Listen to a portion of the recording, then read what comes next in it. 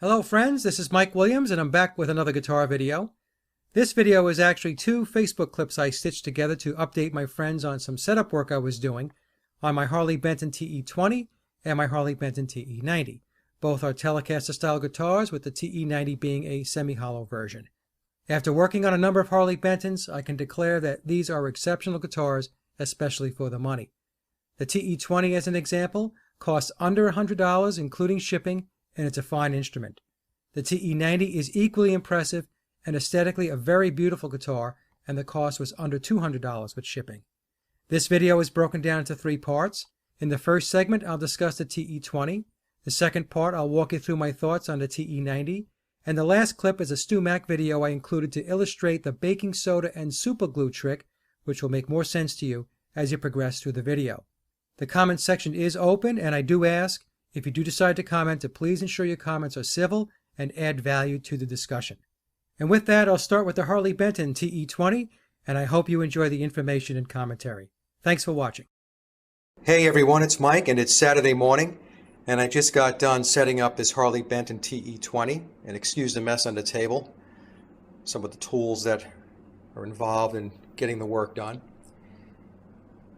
It came out real nice. And again, let me remind everybody, Harley Benton is the house brand for a company, a German company named Thomann.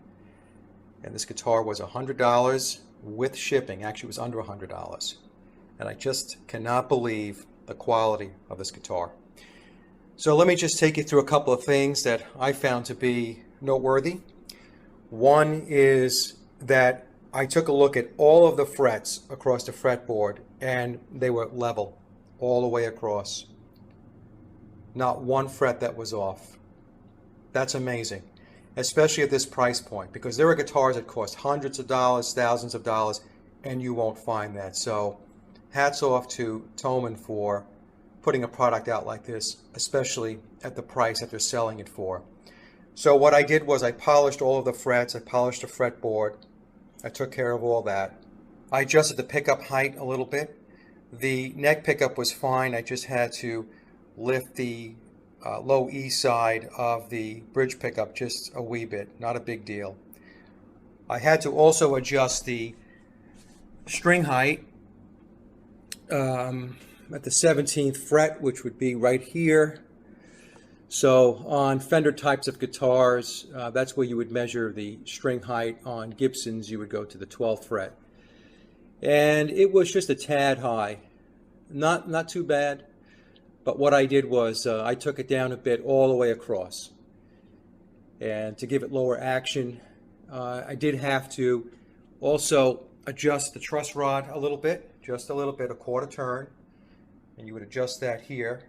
The truss rod nut is inside. You use your Allen key if you want to loosen it, which is what you do when you want to add relief. I turned it a quarter turn, it turned easily, and the neck responded right away. So the neck relief in the 7th and 8th fret area is real good right now. Playability, this thing is awesome, absolutely awesome. It sounds great. I had mentioned to somebody else that I don't know what brand pickups Harley Benton is putting in these guitars, but I can tell you whoever is making them for them, and it might be Wilkinson, because I have the Harley Benton TE-90, which is a semi-hollow body Telecaster style guitar upstairs, and it's branded with Wilkinson on the pickups. They're awesome pickups, and they are light years ahead of the pickups that get put into the Chinese Gibson guitars, which are essentially crap pickups. I've had to replace all of mine so that I can get the proper sound, the sound that I like to get out of the guitar. Now for some folks with those Chinese Gibsons, they might like the sound, or they don't notice a difference, or it doesn't bother them, so they can live with it. That's fine. But for others like myself, I expect to get a certain sound out of the guitar, and so I had to replace those, but not with these Harley Bentons. Now I have a Harley Benton HB35, which is a ES335 style guitar. Pickups are great. I mentioned the TE-90 I have upstairs. The pickups are absolutely awesome on that guitar. They're humbuckers, as is the ES335. These are single coil on this TE-20. Incredible. Absolutely incredible. And then I have the toaster-like pickups on the Harley Benton 12-string, which is a Rick-style 12-string guitar. They sound great. So I have not had to touch any of the pickups on these guitars, and that's a good thing because you're going to save $50 to $60 a pickup. Let's just say $100 to $120 that you do not have to invest in these guitars. The only thing I've had to invest in this guitar, a new set of strings, and do a setup. That's it. The finish is great. There's no blemishes, dings to speak of, nothing. I did put on the locking strap locks too. I bought those. I put them on all my guitars. It just makes it easier to put a strap on and play. Anyway, that's the update. I highly recommend these Harley Bentons. If you are looking at AliExpress and you're looking at Chinese chipsins, my recommendation is abort. Go to the Thomann site. I'll put the link in the comments section below here on Facebook. Take a look at these guitars. You're going to get a guitar that is head and shoulders above anything that you're going to buy from AliExpress. All right? That's the update. And I'm going to take a look at the TE-90 now. There's some adjustments I have to make from a setup perspective. They're very minor. So maybe I'll do that this afternoon. All right, you guys. Have a great day, a great weekend. Love and peace. Talk soon.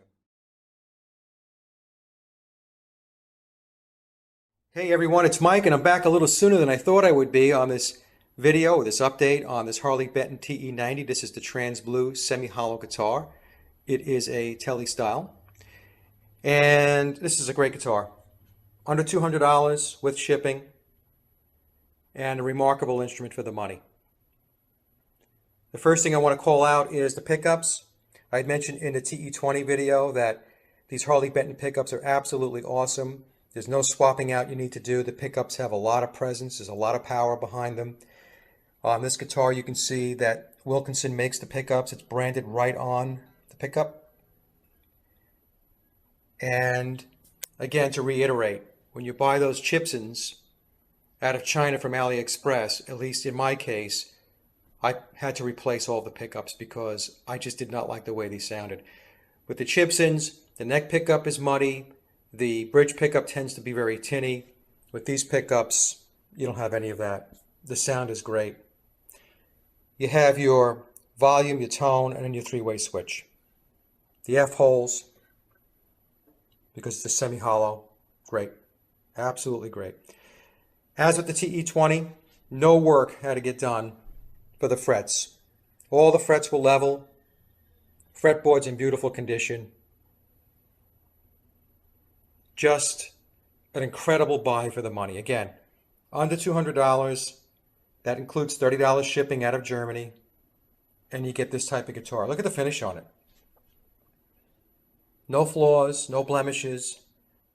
Really an incredible looking guitar. I did put the strap locks on again. As I mentioned in all my videos, I do that for all my guitars. Now, I did have to do some work on this from a setup perspective. Number one, again, we talked about the 17th fret. The setup from Thomann out of Germany was a little high across the board, so I lowered it. It wasn't too bad, but I lowered it for my preferences, so got that done. I did have to put a little relief in the neck. It shipped very, very straight. And so, again, I had to put the Allen wrench in the truss rod hole here and turn the truss rod just a quarter turn to bring the proper relief. And again, like the TE-20, this neck responded right away. So that's a good thing too. Now, the more involved work, and it's really not that involved if you have the right tools, the high E, B, and G strings, the slots on the nut, they were not cut deep enough. And so what happens is when the slots are not cut deep enough on the nut, that means the string is sitting too high. And when the string sits too high off the nut, what will happen is that when you play your notes in the first and second fret areas, those notes will play slightly sharp. And a lot of guitar players struggle with this. They'll struggle and try to figure out and try to understand why it is when they play an A chord on the second fret that sometimes there's dissonance in the sound. Why does it sound just a little bit off? Well, if you have that situation, what you need to do is to put your tuner on your guitar. Then, as an example, we'll use the G string, pluck it, and you'll see that it's tuned to G. Then what you do is lightly place your finger on the 2nd fret, 3rd string. That's an A note, and I can't do this because I'm holding the phone. And then pluck the string again. Don't pluck the string hard, just lightly pluck it. And what you should see is, when you go back to your tuner, you should see the A note, and it should be top dead center at 12 o'clock. That means that this note, the intonation, is correct. If you go back and you find that it's showing A and it's showing a little sharp, that means that it's very possible that the slot on the nut is not cut deep enough. It's too high. And that means you're going to have to deepen the slot a little bit. So I had to do that for the G, the B, and the E. Because when I played the notes here, the 1st and 2nd fret areas, it was just a bit sharp. Just a bit, not too bad. I've seen guitars a lot worse, by the way. So I deepened the slots, and all you need to do when you do that is to use your slotting tools. They look like this. And these are, let me just get the name right there. These are Hoscos. And you can do the work.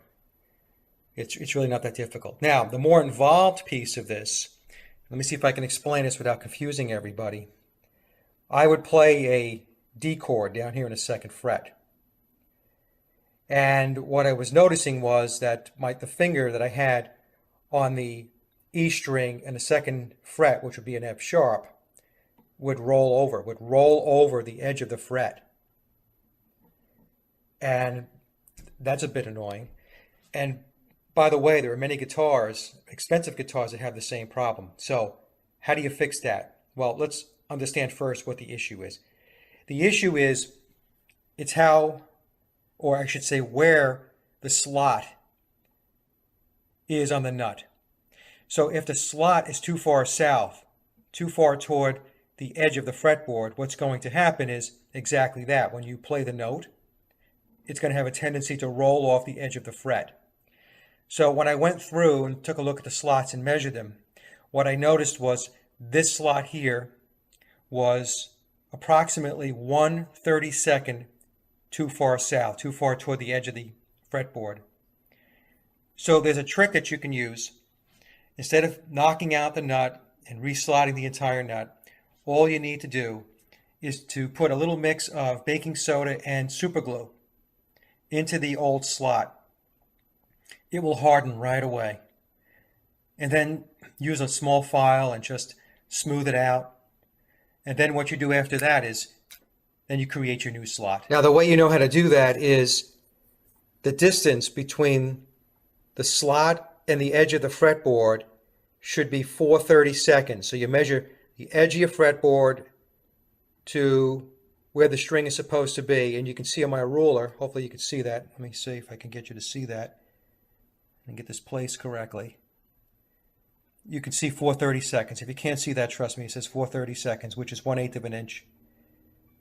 And the rule of thumb is 1/8 of an inch off the edge of the fretboard is where the high E string should be placed on the nut, and 1/8 of an inch from the top of the fretboard in is where you would slot the low E.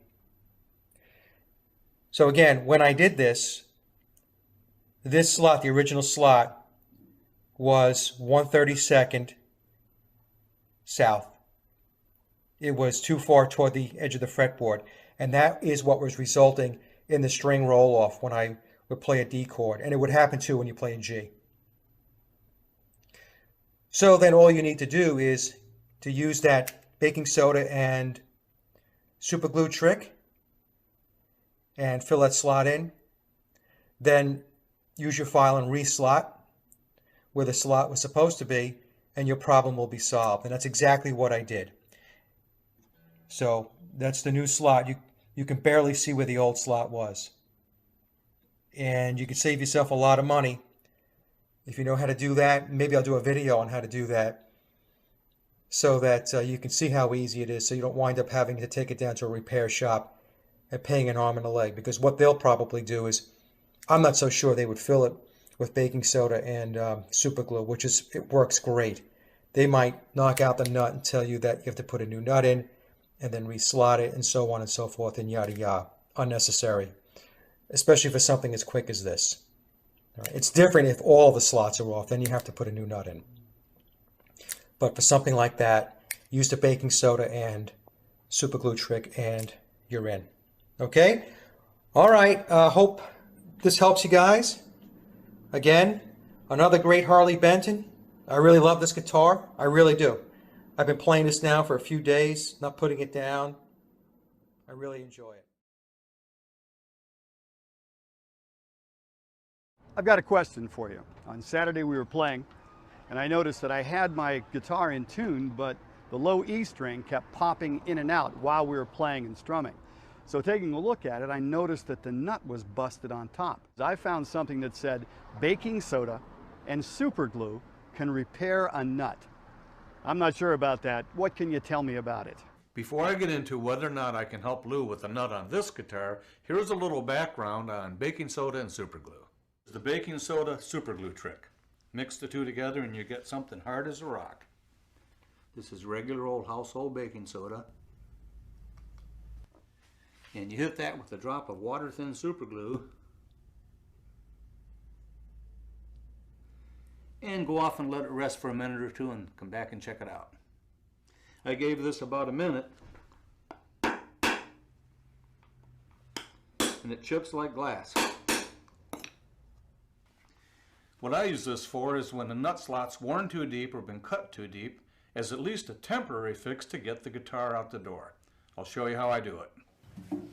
For my demonstration, I'm using an old Washburn guitar from the 1920s.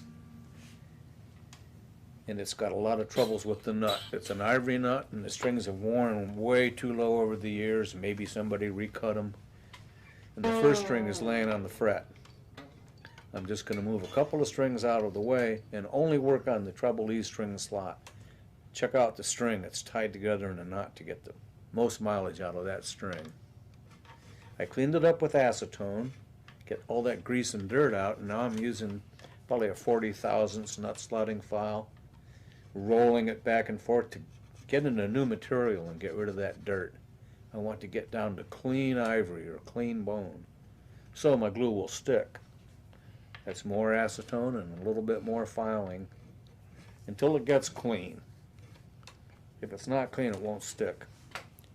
I like this little tip of sliding something under the strings to pull my tape in place.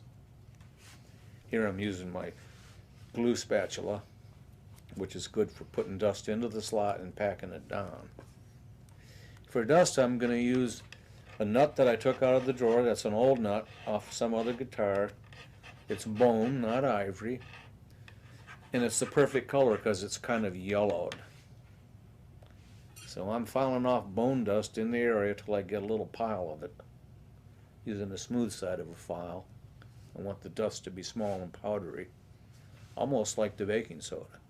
I get rid of the excess so it won't stick to the tape because that super glue is really thin. It could run down onto it and glue the whole thing together. I'll start off the edge and let the glue run into the slot. Now I'm packing in more dust and another shot. That's took me 2 times to fill it. And it hardens almost as fast as the baking soda. Something about bone and ivory and super glue. It reacts real quick. Now I'm just going to reshape it a bit, get it smooth. It's all filled. Then I can cut the slot for the string. Hopefully I can save that original E string. It's vintage. Make a little impression in the material from the string and follow that with a sharp feather file. And I'll use a razor saw, I think that's probably a 10,000th gauge precision saw to cut that slot.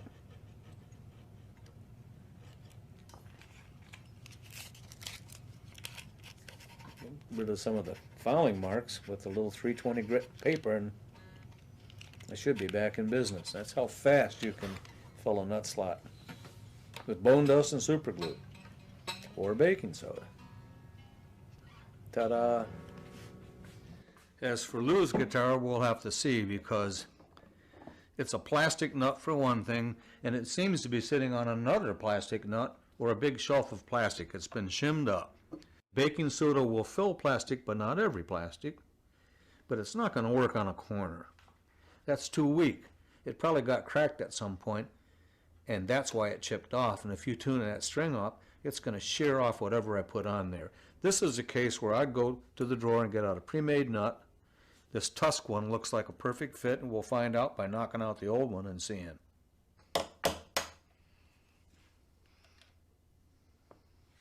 This is great. It slides in as tight as I could ever fit it by hand. I don't even need a file or a chisel.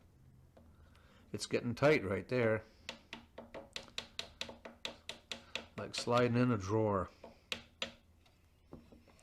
I'll put on the 2 outside E strings, and if they're right, it's going to work.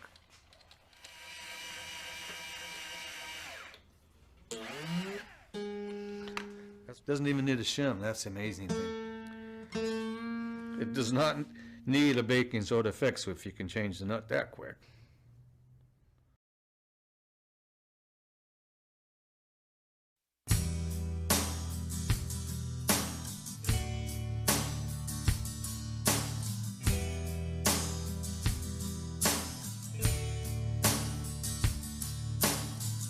I'm packing my bags, and I'm out of here.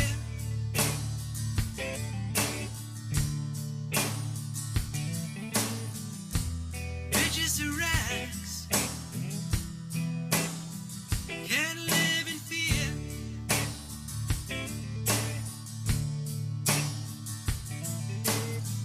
This place is surreal. Nobody cares.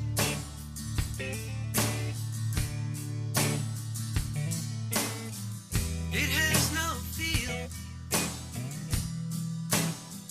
just blank stares.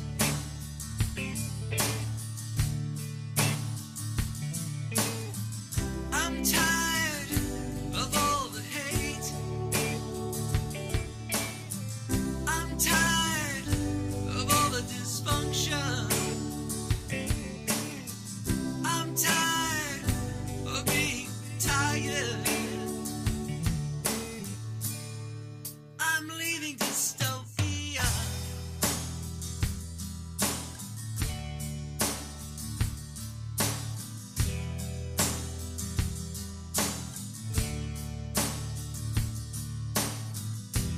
I'm not a slave, so please go away.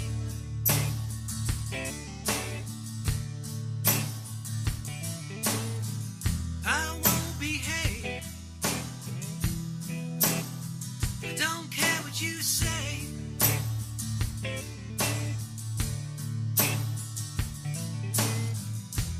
I don't sleepwalk.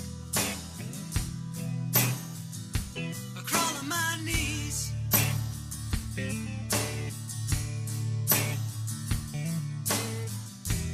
I don't sheep talk. So you can be pleased.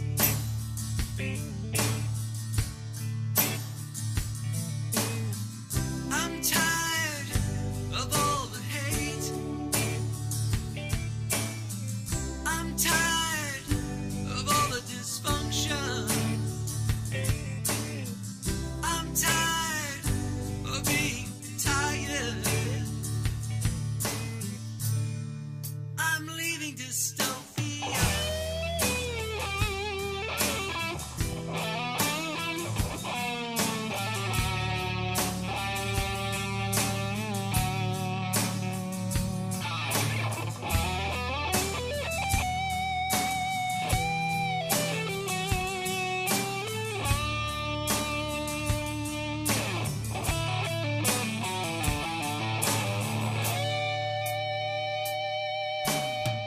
I'm